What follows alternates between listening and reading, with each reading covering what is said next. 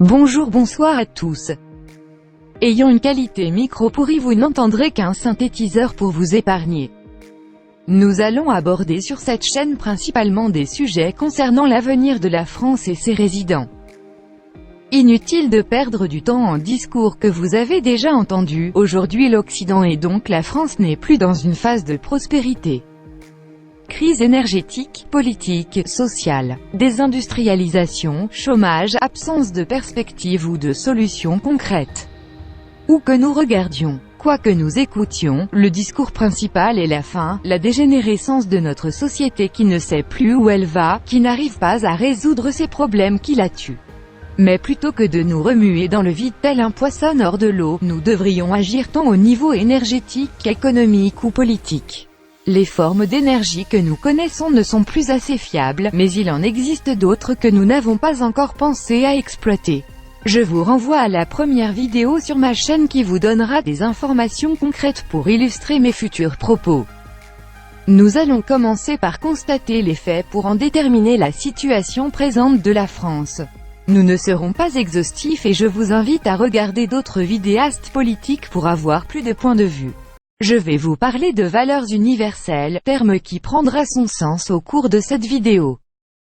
Ce qui animait les générations précédentes étaient ces valeurs universelles telles que cette guerre qu'ils ont précédemment vécue. Le futur des voitures volantes ou cette Europe en paix qu'ils ont bâtie. Il y avait aussi les mesures sociales telles les allocations chômage etc. En clair, le peuple se fédérait, était prêt à oublier ces guerres communautaires pour le bien commun car celui-ci leur apportait une vie stable et pérenne. Aujourd'hui, comme nous pouvons l'observer, nous sommes un pays où les tensions communautaires ressurgissent. Qu'elles soient entre groupes ethniques, politiques ou sociales, elles sont présentes. Ces tensions découlent avec comme clé de voûte la crise énergétique, autre terme que vous entendrez beaucoup.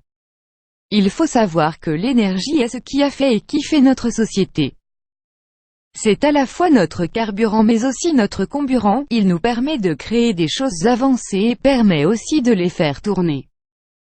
Si l'énergie vient à manquer, peu importe les crises que le peuple endure, il ne pourra pas les résoudre sans pallier avant tout à ce qui fait tourner sa société. Chômage et délocalisation découlent en partie de ce problème de ressources qui vient à manquer mais le peuple n'endure que des conséquences de conséquences de conséquences. Ce problème déstabilise toute notre société jusqu'aux hautes instances de pouvoir, peinant à trouver des solutions pérennes dans le temps. Le nombre de chômeurs et donc de gens menacés augmentant, notre société entière vit dans le présent de la survie.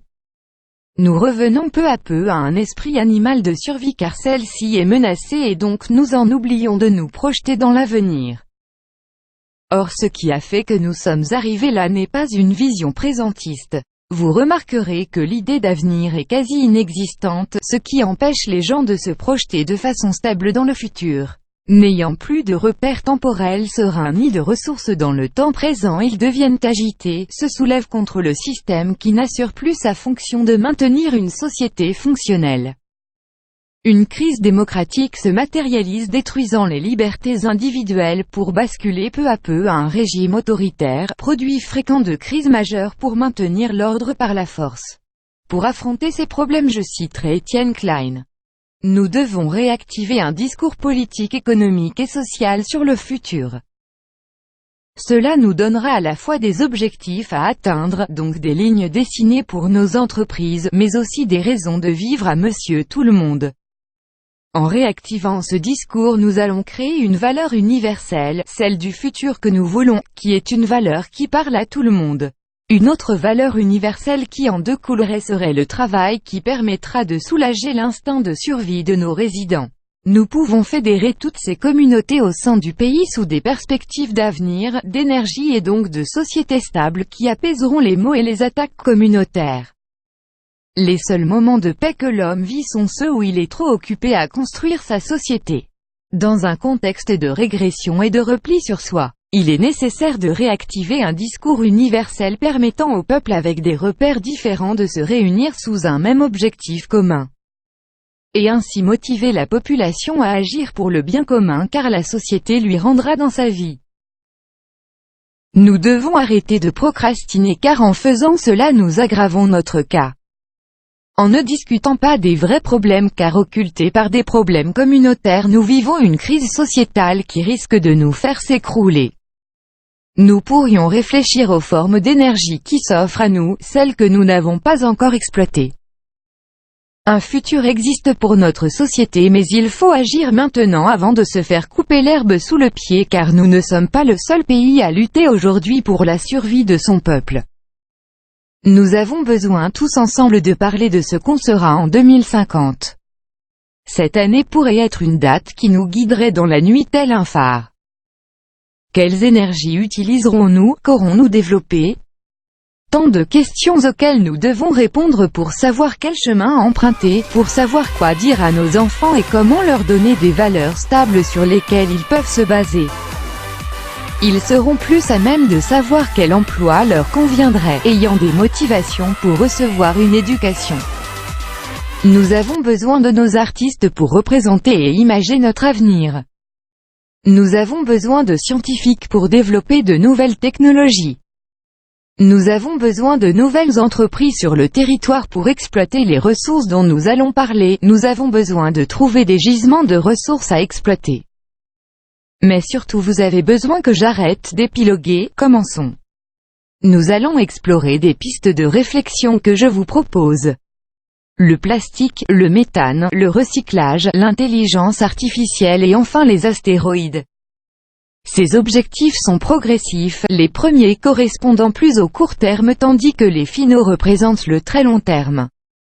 Mais avant de commencer à parler de ces formes d'énergie, nous devons comprendre un principe fondamental. L'énergie se conserve, ça veut dire que nous ne faisons que transformer nos ressources en une autre forme pour essayer d'en retirer l'énergie que nous utilisons. À la fin nous dégageons cette énergie utilisée qui part dans le milieu, et un produit moins énergétique que son prédécesseur.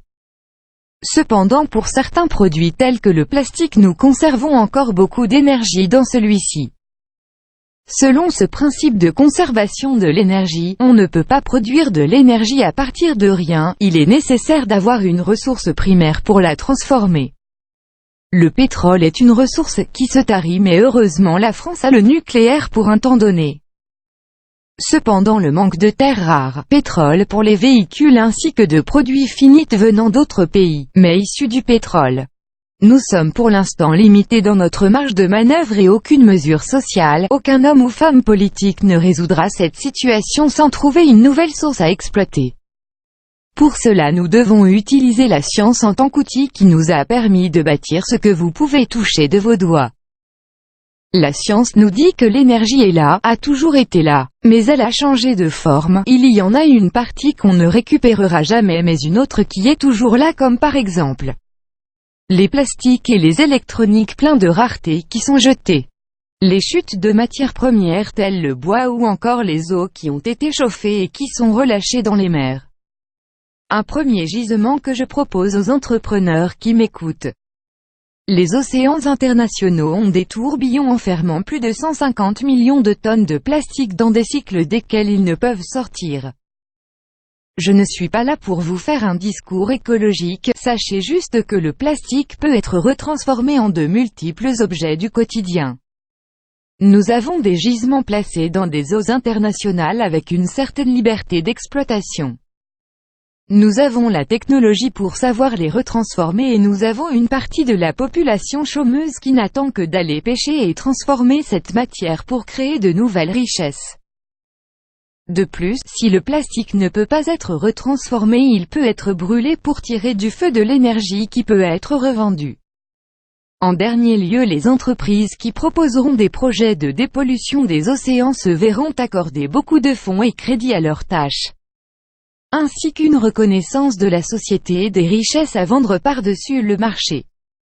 Ceci n'est pas un fantasme, l'Espagne le fait déjà et propose des lignes entières de vêtements au standing faits de fils de plastique. Si nous ne voulons pas avoir du retard, nous devons développer ces industries dès maintenant. C'est en montant des sociétés de pêche par chalutier et des industries de plasturgie que nous pourrions relancer une partie de l'économie et fournir des secteurs porteurs pour nos entreprises qui généreraient un sol favorable au développement économique. Les progrès que nous ferions dans la réexploitation du plastique desserviraient un autre objectif à plus long terme. La maîtrise du recyclage nous permettrait de moins extraire de ressources fossiles de notre environnement et développerait nos capacités spatiales. Dans des environnements isolés d'apports réguliers d'énergie, le recyclage est un atout non négligeable. Ainsi, ces entreprises maîtrisant ce talent se verront voir un avenir prospère au sein de la France, second pays en termes de budget et d'impact spatial. En termes d'énergie électrique, qu'EDF et d'autres pourraient utiliser est l'énergie des fonds marins. L'éolienne fonctionne grâce à des courants d'air. Appliquons le même principe mais avec les courants marins et vous obtenez une source d'énergie à vendre à la société.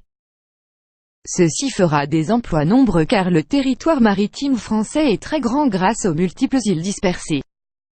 De plus, ceci demande de nouvelles technologies qui pourront être développées par nos cerveaux en fuite n'ayant aucune perspective d'avenir en France. Le développement de ce secteur verra, comme celui du plastique tiré des océans, des crédits alloués au nom de l'écologie et du renouvelable. En tant que fournisseur d'énergie et non de ressources, une telle entreprise aura un bon futur. Une autre ressource exploitable qui était inaccessible jusqu'alors est le méthane arctique et abyssal. Ce méthane se présente sous la forme hydrate de méthane. De multiples molécules d'eau ont cristallisé autour du gaz, l'enfermant dans un matériau connu comme la glace qui brûle. Cette glace est exploitable dans de multiples océans mais particulièrement dans les contrées arctiques. En effet, durant les millénaires passés, le méthane qui s'est approché du pôle s'est liquéfié sur la glace, jusqu'à être emprisonné dans des couches successives qui aujourd'hui se réchauffent et libèrent ce gaz. Encore une fois, on pourrait y faire un discours écologique, mais pas le temps. Le méthane est à la fois une source d'énergie utilisée tout le temps, CF la gazinière, mais c'est aussi un fort gaz à effet de serre. En exploitant ce gaz, nous pouvons l'utiliser en tant que source mais aussi l'empêcher de nous nuire, surtout qu'il est présent sous forme de glace avec extraction facilitée pour le moment. En investissant dans ce secteur, on s'assure une manne de ressources importantes tant au niveau national par sa combustion, mais aussi au niveau international car ce gaz peut être revendu et fournir ainsi des liquidités directes. De plus, n'oublions pas que nous sommes un pays ayant une forte relation avec les fusées et les étoiles. L'exploitation du méthane permettrait aussi de fournir une source pérenne d'énergie pour renforcer d'autres domaines de prédilection. Le méthane est un hydrocarbure très étudié en ce moment pour son potentiel dans ce domaine précis. Plusieurs de ces constantes physiques ont poussé au développement de multiples réacteurs au méthane, ce qui ferait d'une pierre deux coups pour l'un de nos atouts mondiaux. Le développement de toute cette industrie ainsi que la nécessité de garder notre savoir-faire entre les mains de notre pays nous assurerait un pied dans le futur. Inutile de vous dire que ce secteur sera porteur pour qui osera risquer la fortune. Avant-dernier secteur français mais aussi mondial qui assure des perspectives d'avenir. L'intelligence artificielle. Pour cela je vous invite à consulter les experts du domaine mais aussi Cédric Villani qui vulgarise de temps en temps. Le secteur profite actuellement beaucoup de l'intelligence artificielle française, dans le domaine des voitures pilotées et dans les domaines aéronautiques, balistiques ou spatiales. Ce savoir couplé à la plupart de nos projets pourrait nous permettre d'optimiser des paramètres grâce au IA.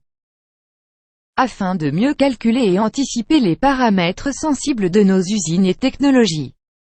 Cela serait aussi un impact majeur sur la scène mondiale pour réaffirmer nos capacités et notre valeur économique. Les applications sont nombreuses telles la cybersécurité ou encore le développement de protocoles plus efficaces. De plus, l'innovation dans ce domaine nous permettrait concrètement de produire des drones qui amélioreraient les exploitations dans des environnements extrêmes, voire même capables d'apprendre de leurs expéditions. Cette amélioration de l'IA pourra être intégrée au futur sont des robots envoyés pour repérer l'espace. Ce savoir qui sera stratégique dans les années à venir sera très valorisé s'il est d'une entreprise nationale, contrôlée par l'État ou non.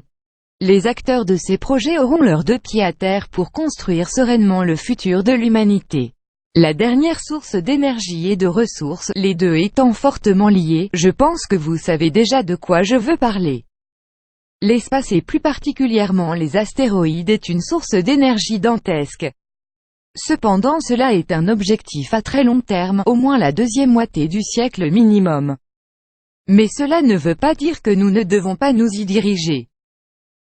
Comme je vous ai dit plus tôt dans la vidéo, nous avons de grandes capacités à aller dans l'espace. Nous avons le potentiel d'être la première nation à exploiter un astéroïde qui aurait été freiné puis ramené en orbite de la Lune. En termes économiques, un astéroïde de 100 mètres de diamètre renferme des milliards en richesses. Nous ne pouvons pas exploiter tout de suite la ceinture d'astéroïdes entre Mars et Jupiter, mais nous pouvons en freiner un qui passe dans les orbites proches. Cela nécessite des nouveaux savoirs qui nous permettront à terme de récupérer des richesses qui se quantifient en gigatonnes d'éléments chimiques. Platine, nickel, terres rares et bien d'autres choses nous attendent dans les étoiles pour peu que nous acceptions le défi. Si l'être humain a bien prouvé une chose, c'est qu'il arrive à rendre possible ce qui devrait lui être impossible. Ce qu'il faut, c'est anticiper le parcours, les technologies dont nous devrons nous doter, les approches que nous devrons mener et l'industrie dont nous aurons besoin pour supporter un tel projet. Beaucoup de questions auxquelles nous devons penser pour ne pas être dans des situations d'urgence quand nous serons en rupture de stock sur Terre. La plupart des propositions dont je vous ai fait part peuvent desservir ce projet. Cependant nous avons besoin de discuter entre nous et de se communiquer le futur que nous voudrions voir afin de le préparer. L'absence de discours politique sur l'avenir nous bloque dans un état de fait sur lesquels nous nous enfonçons peu à peu sans voir les perches qui nous sont accessibles. En réactivant un discours sur ces valeurs universelles d'énergie, de ressources et donc de vie, nous pouvons réunir notre pays et ses résidents dans des directions moins anxiogènes. Ce qui manque à notre pays et à notre peuple, c'est un objectif et une vision de ce que nous voulons voir advenir. Le futur que nous anticipons n'a pour but que de devenir notre présent. Aujourd'hui les heures sont sombres mais on peut avancer car nous ne sommes pas une espèce qui est restée figée dans des états de fait. Surtout nous, nation française qui a toujours joué un grand rôle dans le monde, en bien mais aussi en mal. C'est en communiquant avec tous nos entrepreneurs mais aussi professeurs et scientifiques que nous pouvons leur donner des voies à explorer et sur lesquelles se baser pour construire la société. Moi étant comme vous un prolo, nous n'avons que peu de pouvoir sur ces énergies et emplois qui apparaissent et disparaissent selon le vent. Si nous voulons voir apparaître le futur que l'on souhaite, il faut se réunir pour avoir du poids et transmettre aux élites ces discours réfléchis et pensés. Rappelez-vous que ce sont des entreprises qui veulent faire des bénéfices. Si on leur parle en fric, ils vont gagner en secteur porteur et en risque faible. Ne vous inquiétez pas, ils écouteront nos arguments. En discutant et en confrontant nos connaissances individuelles, nous pouvons générer des idées que les politiques et industries pourront utiliser. Aujourd'hui, la politique française ne fait pas fonctionner notre société. Mais si nous construisons des idées puis du concret, nous accompagnerons les acteurs majeurs à cette transition qui n'est facile ni pour eux ni pour nous. Le bouleversement énergétique est partout autour de nous, il nous affecte en permanence quelle que soit notre ethnie, morale ou intelligence. L'apport de valeurs universelles permettra ainsi de rallier les peuples mais aussi les castes et les politiques autour d'un objectif commun. Construire une société saine, fonctionnelle et vecteur de développement humain, ces valeurs qui ont permis de bâtir notre société aujourd'hui grâce à nos prédécesseurs. J'espère fortement que cette vidéo vous aura appris des choses ou au minimum que vous n'ayez pas perdu votre temps.